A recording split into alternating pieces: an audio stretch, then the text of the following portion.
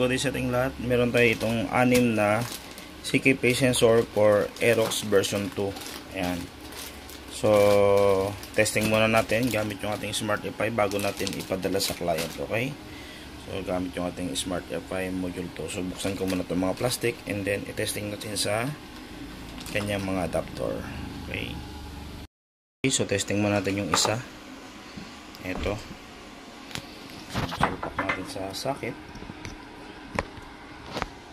Ayan. And then testing. Ayan. So makikita nyo guys, lahat naka-off. Ayan. So dapat hindi naka-on yan. Then lagyan natin ng magnet. Ayan, nakita nyo na green, bitaw, off, green, tapos mag-off, green, tapos mag-off, green, tapos mag-off. So yung NA na yan, pwede natin palabasin yung good. Ayan. Ulitin nyo lang itong magnet dito. Ayan, so nakita nyo good.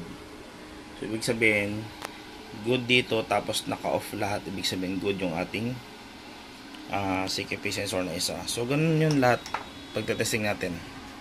Same dapat ang result. Ito naman yung pangalawa. Ayan, same din.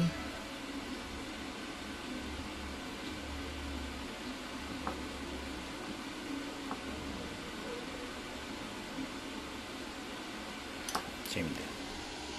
Okay, pangatlo. So bakit ba ganito ko tinetesting? Kasi guys, may mga nagko-comment sa akin or nagpi-PM. Sabi niya, kahit naman na naka-green yan, aandar pa rin yan. Okay, so tama naman guys, aandar naman siya kahit pag salpak nyo ay naka-green agad or gamit yung tester natin ay naka-ilaw agad. Aandar naman yun. Alam nyo ba mangyayari doon kapag lagi nakailaw yan? Susunugin niya yung socket doon galing sa stator papunta doon sa ECU. Yung iba ngayon nagpapalitan ng mga long wire or nagpapalit ng mga AdPro or mga ceramic. So kasi grounded na yan. Kumbaga naka-engage na agad siya, nagbibigay na agad siya ng generation. Kapag kasi umilaw yan, ibig sabihin nag-activate yung generator kahit umaandar ang motor.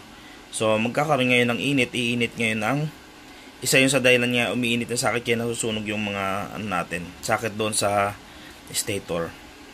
Kaya mas maganda po wala siyang grounded yan. Originality kasi pag bumili ka ng original kasama yung stator sa Yamaha, ganyan po siya. Okay? So dapat hindi siya umiilaw. At isa po yan sa sumusunog sa MOSFET sa ECU. Ayun. So dapat ganyan siya. Ito na yung pangatlo. Pang-apat,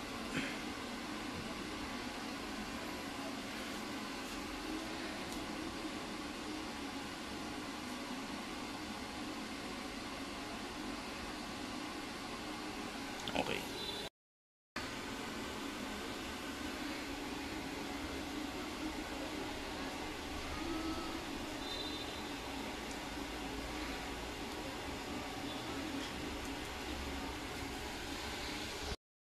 Pang-anim. Ito guys, ang mga binibenta ko na to, hindi po talo customer ito kasi 1 month warranty po yan. 1 month warranty po yung CKP sensor natin. Okay, so papunta lang po sa client. Bye bye.